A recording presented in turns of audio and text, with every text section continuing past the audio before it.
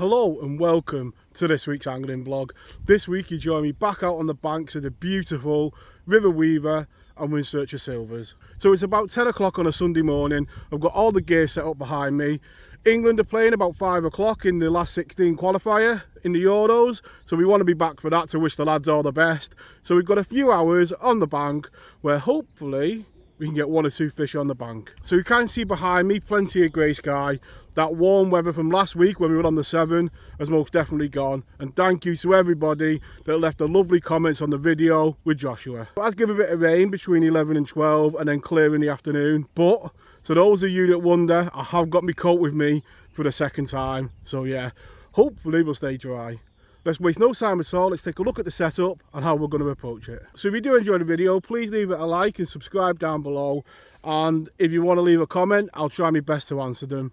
So spinning around, you can see Mr. Coat, and it is the swim that we fished on the opening day for a few hours as well, and we had 1 or 2 bream, didn't we, and they seemed to come on. But we're going with a bit of a different approach today, not going as far out with the feeder, and I've also brought the whip with me as well. So we're going to start on the whip and put a bit of bait out there and then drop on that line later on. As always, it's a beautiful place to wet a line on here.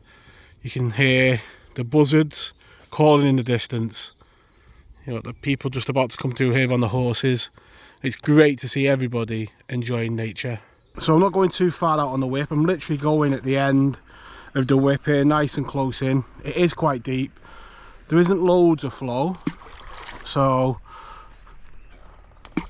you see, putting 2 big balls in, one closer in, so there's bait on the top of the shelf. And then this one a lot looser. I'm just gonna lightly squeeze that one and go a bit further out, so we've got an area that we can go over and there's plenty of bait. And then the smaller ball, which has got some of the maggots in, right on where we're fishing, like that. So we've got a good bed of bait down there now. See that already, and fish on. So lining up with that pole on the far bank,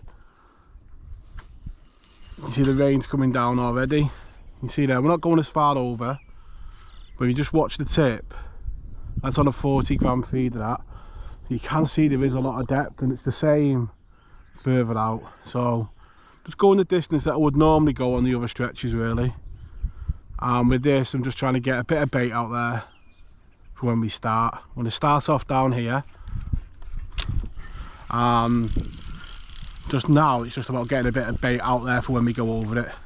So the mix that we've put together to go in the feeder, you see plenty of hinders hemp, some pellet, corn, and I've put a little bit of chopped worm through it as well. Not a load, because obviously worm can be one way or another. We are going to be using it as a hook bait. You can see there, that's the mix that we're going to go inside the feeder with to begin with. Let's get a couple of feederfuls out on the spot. So that's the bait out in the middle. I'm just flicking just close in like that, in line with the tip of the whip. What that means is I can hold back. If you go too far out and it starts flowing, you'll lose control. You can see there, we're straight into a fish.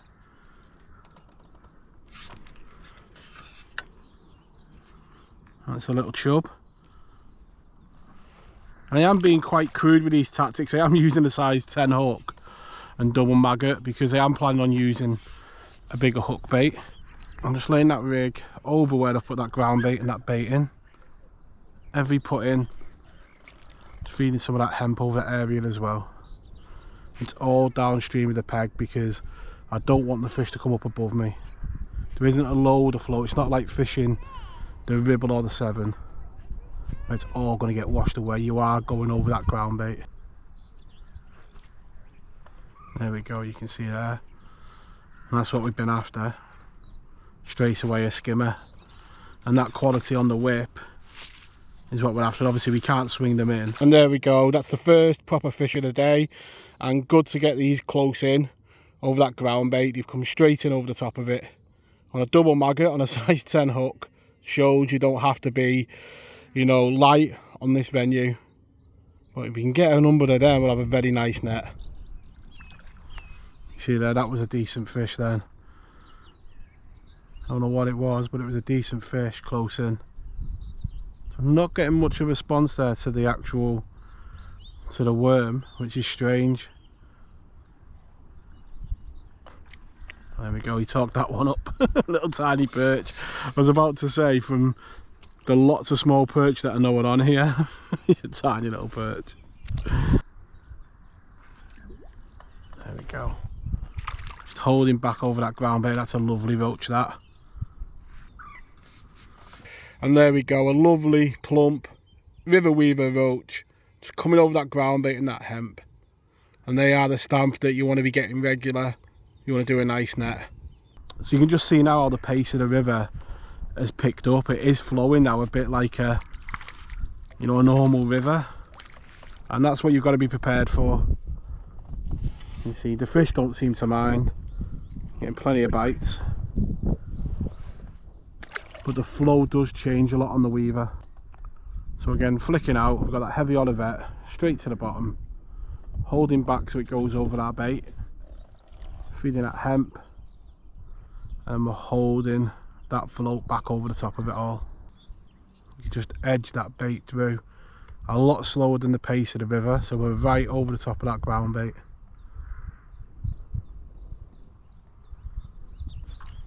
There we go.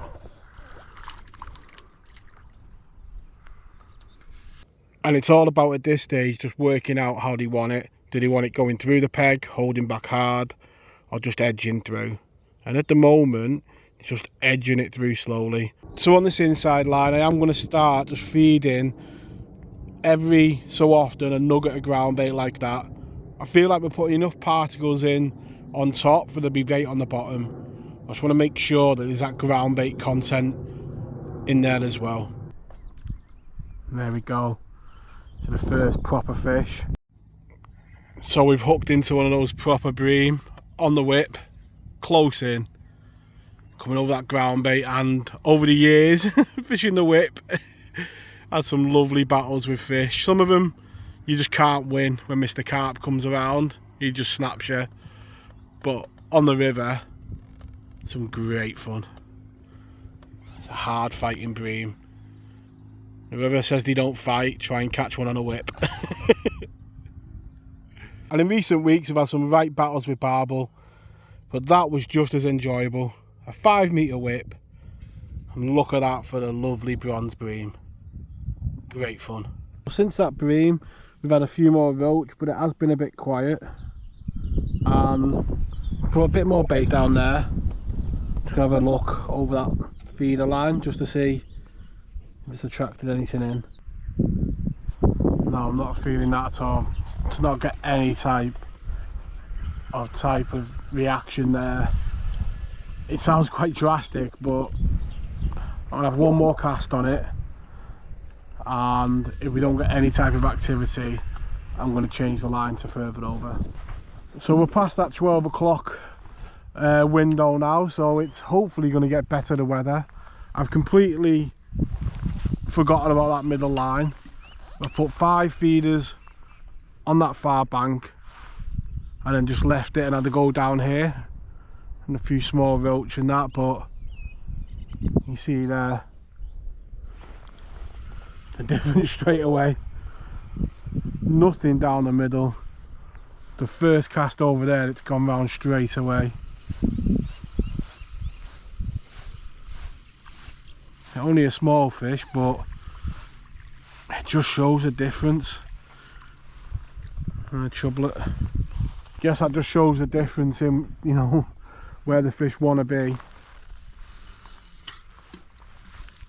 And straight back over there, placing that rod slightly upstream and just tightening up to it. So on the next cast it's gone round with a confident pull round. Just shows the difference between down the middle where we didn't even have a tap. And it's taken a while. It's probably taken about 10 minutes for that tip to go around because I've left it just to fish. But eventually it has gone round with one of these proper bream. There we go. And there we go, bream number 2. He is a decent one. Great to get them on the feeder as well.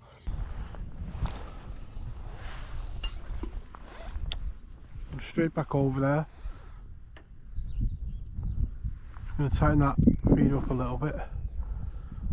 So that definitely come on waiting a little bit. So we've got a bit of bait out there with a couple of feeders we've put out. That was a positive pull, that was. Definitely come a lot quicker. You see there, if you get a bite really quickly, it seems to be for one of these chub. Again, just around about the 10-minute mark, and it's getting it really hard to get the bites on film because, see, I want to save as much of the GoPro as possible. That's a skimmer. There we go. There's definitely the species we want out there.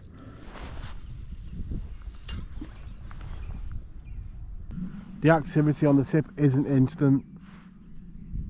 Just waiting for that positive pull round.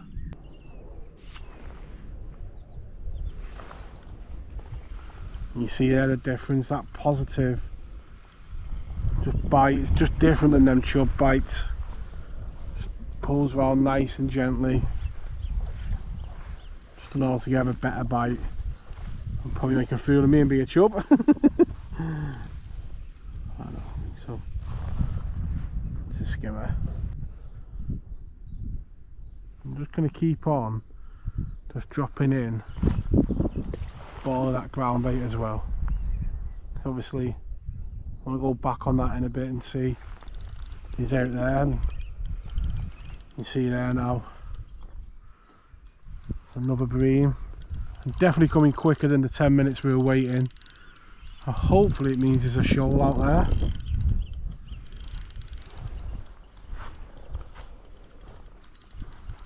I'm definitely responding positively now. Just shows the difference, you know, down the middle we couldn't get a tap, we couldn't get a bite. Shows the importance of being in the right area. Definitely one or two of them bream down there now though. It's another quality one. An absolutely mint condition, that one. You see the worm hanging out of its mouth. It feels like we're getting it right, but Mr. Weatherman got it wrong. Raining again. So the fishing has been so erratic. Normally on here, once you get them going, they keep on coming a bit. There's been about an half an hour gap there where we've not had a bite, and it's just gone around again. And that's definitely a bit of a hybrid. See, he's a bit roachy and a bit breamy. You're always going to get that with the mixture of species that's in here. See, the weather most definitely on the turn, and my mind is turning towards the football, I must admit.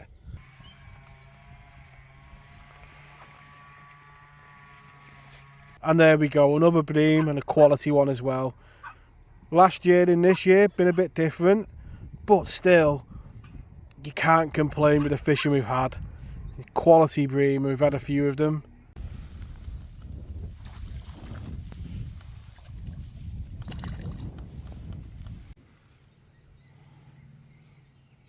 Just hooked into a slightly better fish and nearly pulled the rod off the rest. I think, yeah, I had a feeling it was going to be one of these hybrids. Yeah, definitely, that fought more than the better bream that we've had. You definitely can tell the difference. It's not shocking me that the leader is up the line a bit, the stop knot is up the line a bit. Most violent take ever.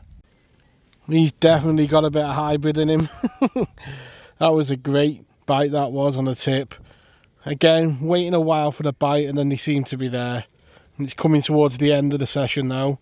It's about 3 o'clock, so we're going to have to be getting gone in a minute.